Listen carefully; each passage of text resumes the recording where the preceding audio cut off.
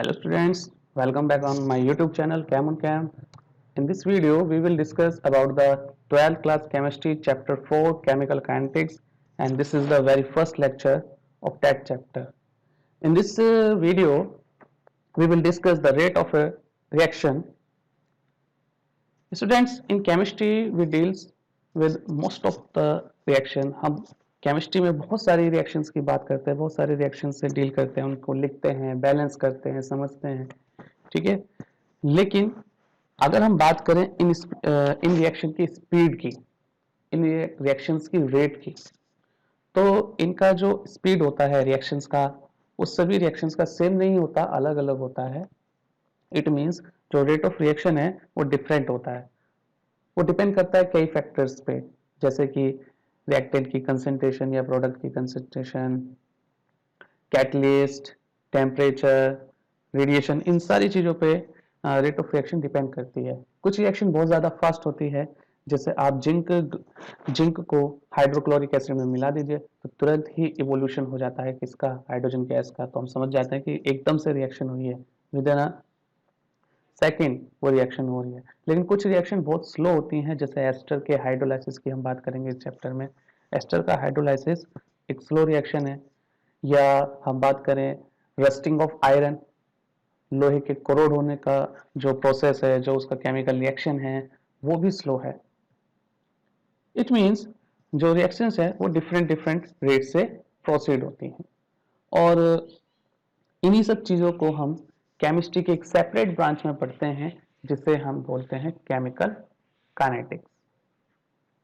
So we can define the chemical kinetics as the branch of chemistry that deals with the rate of a reaction, factor affecting the rate of reaction and mechanism of a reaction is called chemical kinetics. ठीक है, chemistry का वो branch जिसमें हम chemical reaction के different different rate की और उन रेट को अफेक्ट करने वाले फैक्टर्स के बारे में बात करते हैं, रिएक्शन के मैकेनिज्म के बारे में बात करते हैं, तो वो ब्रांच क्या कहलाता है केमिस्ट्री का, केमिकल काइनेटिक्स कहलाता है। Now what is the rate of a chemical reaction?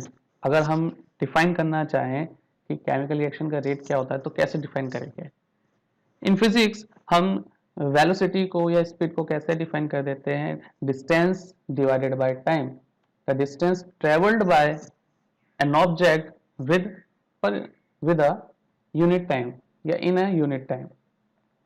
लेकिन यहां पर हम रिएक्शन की स्पीड को कैसे डिफाइन करेंगे यहाँ केमिस्ट्री में? तो केमिस्ट्री में जब भी हम rate of a chemical reaction की बात करते हैं तो हम rate of a chemical reaction कुछ इस तरीके से कैलकुलेट कर सकते हैं कि मान लीजिए कोई रिएक्शन हो रही है जिसमें रिएक्टेंट आर किसमें कन्वर्ट हो रहा है बेटा, प्रोडक्ट में कन्वर्ट हो रहा है। ठीक है, रिएक्टेंट की जो इनिशियल कंसंट्रेशन है वो मैंने R1 मान ली, इनिशियल कंसंट्रेशन क्या मान लिया, R1 रिएक्टेंट का, और आफ्टर द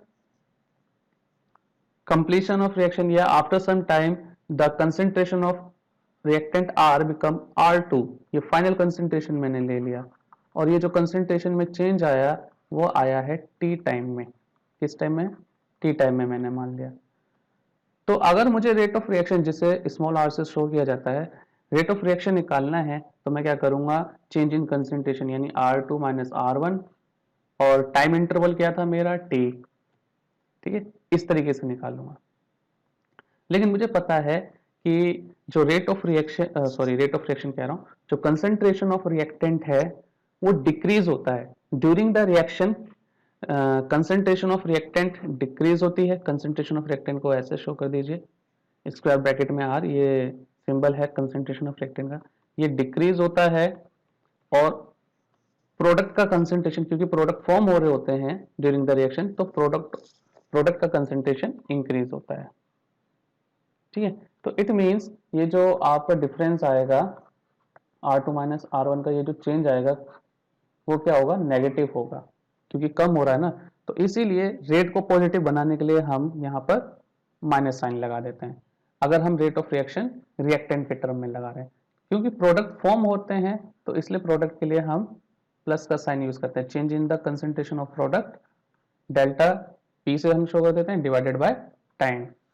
इस तरीके से निकालेंगे, यानी हम चेंज इन द कंसंट्रेशन पर यूनिट टाइम से rate of a chemical reaction निकाल सकते हैं। अब वो चेंज हम रिएक्टेंट का भी ले सकते हैं, चेंज इन कंसंट्रेशन हम रिएक्टेंट का भी ले सकते हैं या प्रोडक्ट का भी ले सकते हैं।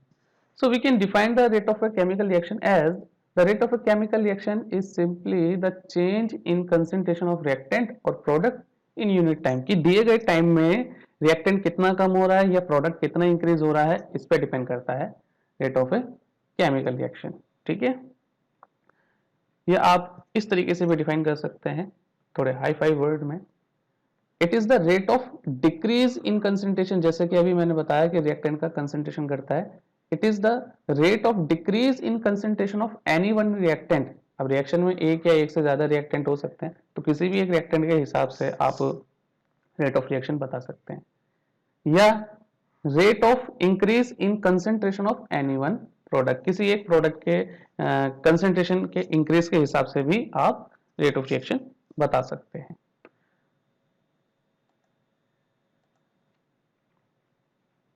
So here you can see that rate of reaction, which is denoted by small r, is equal to the rate of disappearance of r. R means any reactant, कोई भी एक reactant, कि reactant का कम होने का जो रेट है वही रेट ऑफ रिएक्शन है।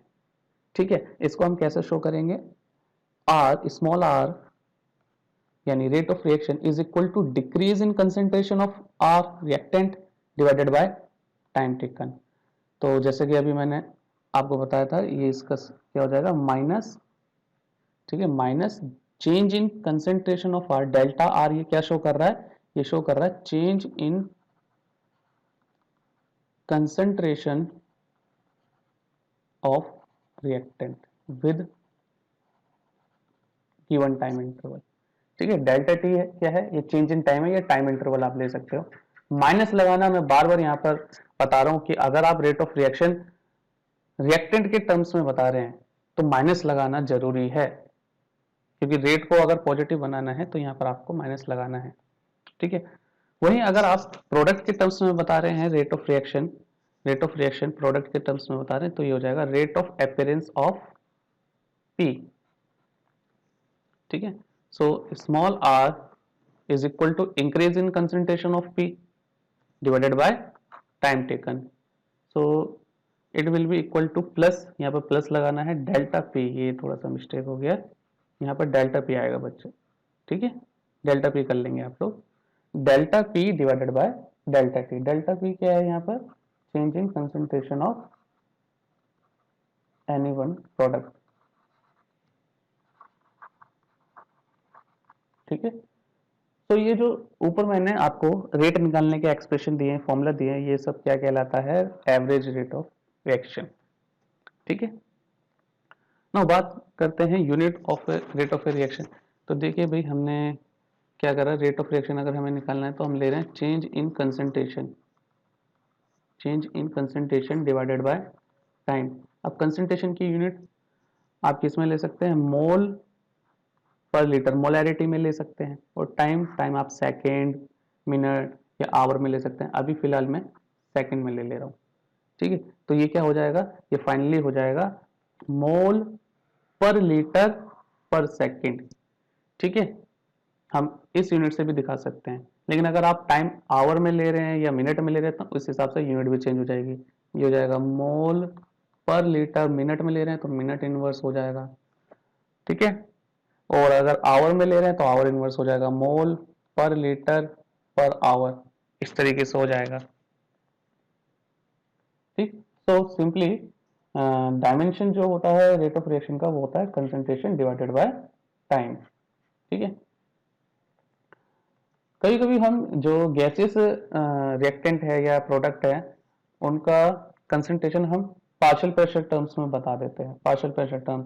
अब पार्शियल प्रेशर या तो मेजर किया जाएगा एटमॉस्फेरिक प्रेशर में या बार में या पास्कल में, तो इस हिसाब से आप यहाँ पर प्रेशर की यूनिट लिख सकते हैं एटीएम पर सेकेंड, यानी change in pressure, partial pressure पर सेकेंड, या चेंज इन पार्शियल प्रेशर अगर बार में ले रखा है और टाइम सेकंड में तो बार पर सेकेंड, इस तरीके से, ठीक है। So this is the rate of reaction. Now we will talk about the instantaneous rate of a reaction. तो सिंपली जैसा आप फिजिक्स में इंस्टेंटेनियस वेलोसिटी पढ़ते हैं कि किसी पर्टिकुलर इंस्टेंट ऑफ टाइम पे, किसी पर्टिकुलर पॉइंट ऑफ टाइम पे किसी ऑब्जेक्ट की स्पीड क्या है, वो उसका इंस्टेंटेनियस वेलोसिटी या इंस्टेंटेनियस स्पीड होता है। सिमिलरली यहाँ पर अगर हम किसी पर्टिकुलर टाइम इंटरवल को छोड़ दें, किसी particular exact point of time पे हम यहाँ पर रेट ऑफ रिएक्शन की बात करें, तो वो रेट ऑफ रिएक्शन क्या कहलाता है बच्चों? Instantaneous rate of a reaction कहलाता है, ठीक। तो आप इसे कैलकुलेट कैसे करेंगे? मान लीजिए डेल्टा एक्स क्या है यहाँ पर? या तो change in concentration of reactant है या प्रोडक्ट है, और डेल्टा टी क्या है? ये टाइम इंटरवल है। ये आप किसी लार्ज टाइम इंटरवल के लिए बात कर रहे हैं। अगर आप यहाँ पर लिमिट लगा दें, limit times approaches to 0, okay, तो ये हो जाएगा dx बाय dt। तो ये चीज आपको क्या शो करती है? Instantaneous rate of a reaction. R instant से मैंने शो कर दिया, RINST लिख दिया, ठीक है।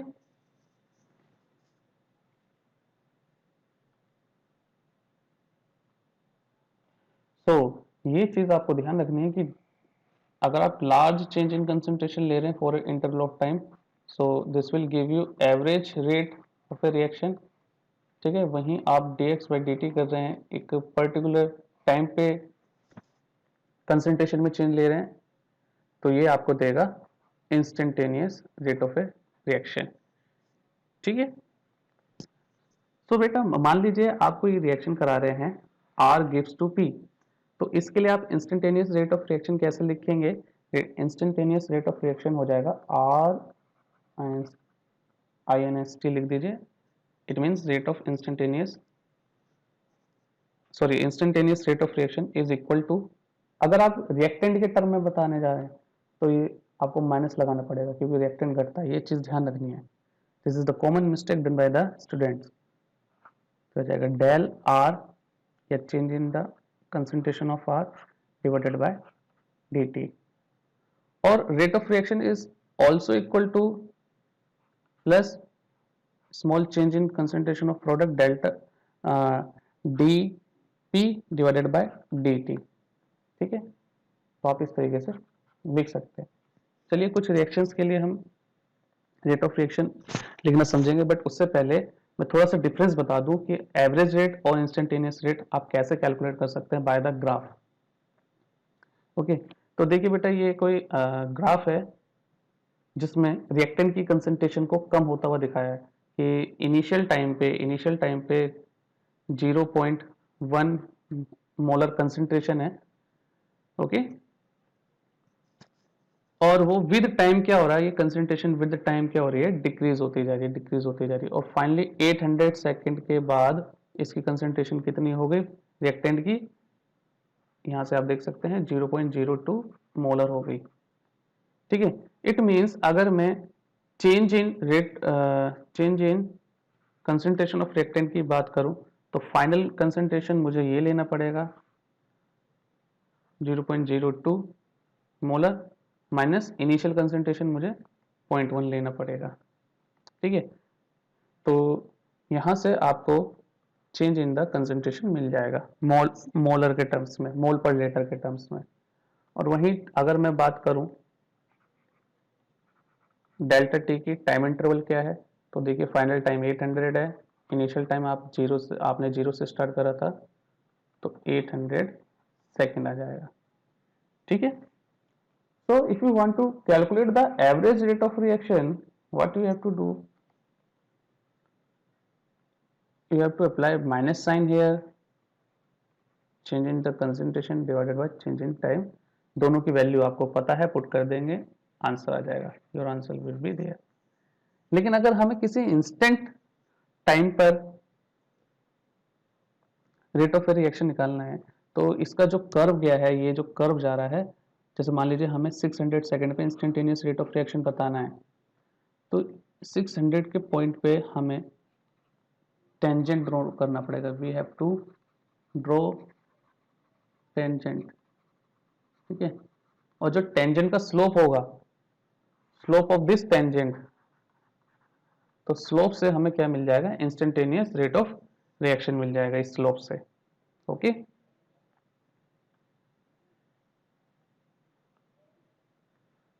और आप यहां से एवरेज रेट ऑफ रिएक्शन भी स्लोप से निकाल सकते हैं। जैसे ये इनिशियल है, इनिशियल के बाद आप फाइनल कंसंट्रेशन पे आएंगे, फाइनल कंसंट्रेशन इतना हो गया, चेंज इन टाइम क्या है, चेंज इन टाइम 0 से लेकर के 800 हो गया, ये एक्स एक्सिस से आपको मिल जाएगा वैल्यू, ठीक है, एक्स एक्सिस की लाइन से। और वाई एक्सिस से आपको क्या मिल जाएगा, चेंज इन द कंसंट्रेशन। तो अगर आप इन दोनों पॉइंट को मिलाएंगे और स्लोप निकालेंगे, ये स्लोप निकालेंगे, तो this slope will give average, average rate of reaction, ठीक है। लेकिन टेंजेंट का स्लोप क्या देगा, इंस्टेंटेनियस रेट ऑफ रिएक्शन।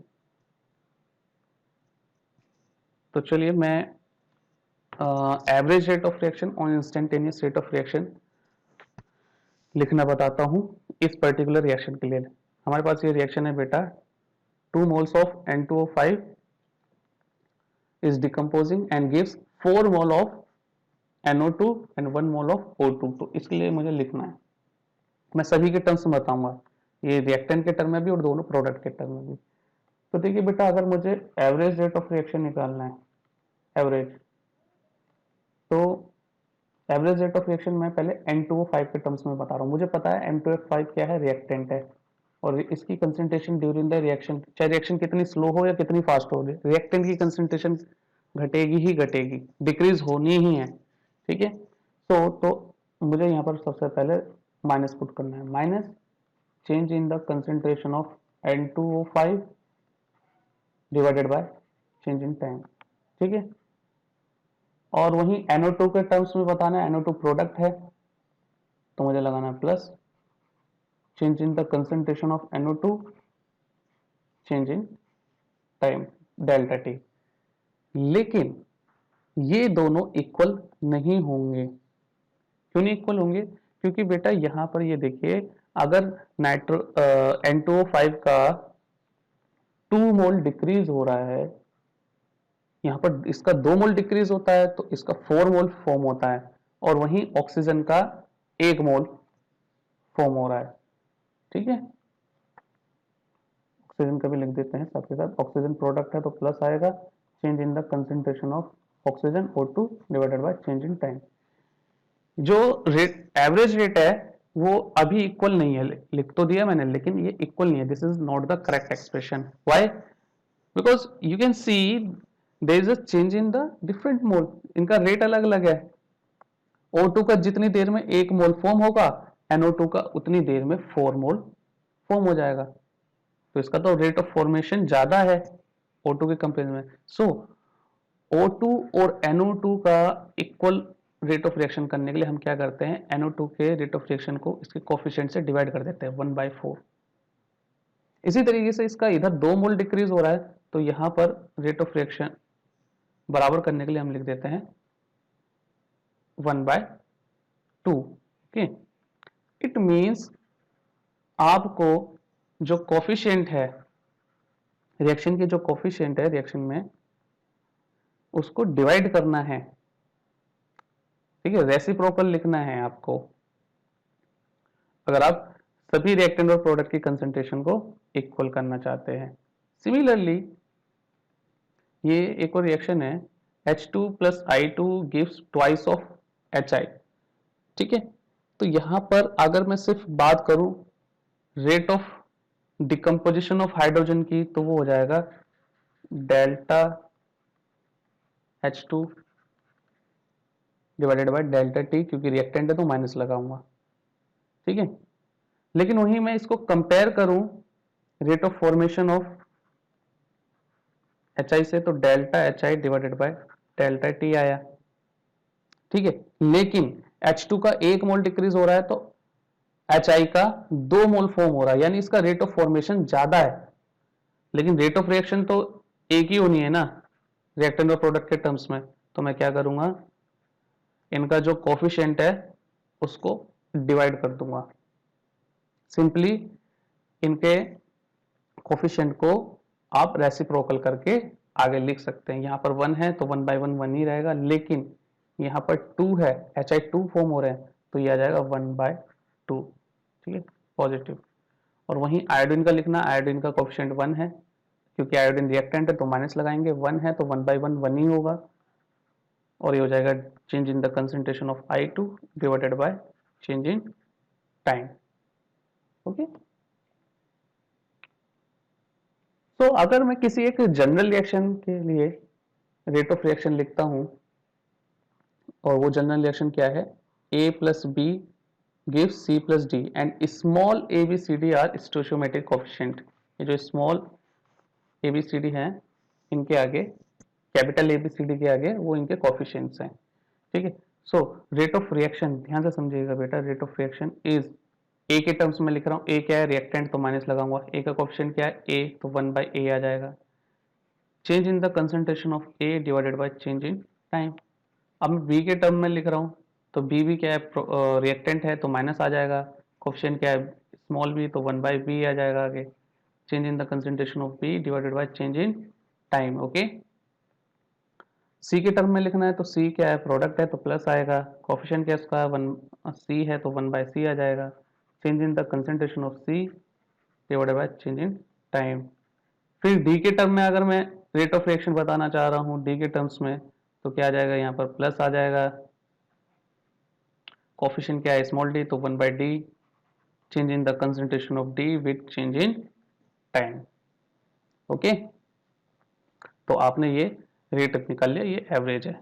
लेकिन अगर आप इंस्टेंटेनियस रेट ऑफ रिएक्शन निकलना चाह रहे हैं तो बस इन सभी का डिफरेंशियल लिमिट लगाते जाइए, तो यह आ जाएगा dA/dt, स्मॉल चेंज की बात करेंगे आप, -1/b dB/dt plus 1/c, small change in concentration of c यानी dc डिवाइडेड बाय dt। इसी तरीके से आप डी के टर्म्स में भी लिख लेंगे।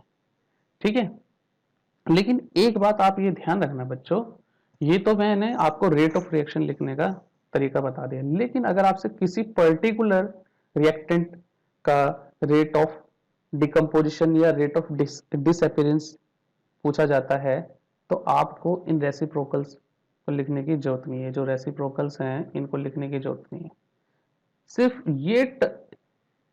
ये टर्म ही आपको रेट ऑफ फॉर्मेशन नहीं, रेट ऑफ डिकम्पोजिशन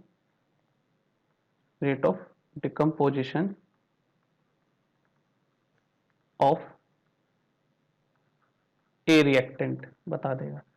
और इसी तरीके से अगर आप आपसे कोई प्रोडक्ट का फॉर्मेशन, रेट ऑफ फॉर्मेशन पूछता है, जैसे डी का बताना है, तो यहाँ पर ये इसका रेसिप्रोकल करने के लिए जरूरत नहीं, सिर्फ ये चीज, ये term delta D divided by delta T, ये आपको क्या बता देगा, rate of formation of T product. ठीक है, तो ये चीज ध्यान रखना। लेकिन अगर रेट ऑफ रिएक्शन बताना है तो आपको ये कोफिशिएंट का रेसिप्रोकल आगे मल्टीप्लाई करना ही पड़ेगा। ठीक है, फॉर एग्जांपल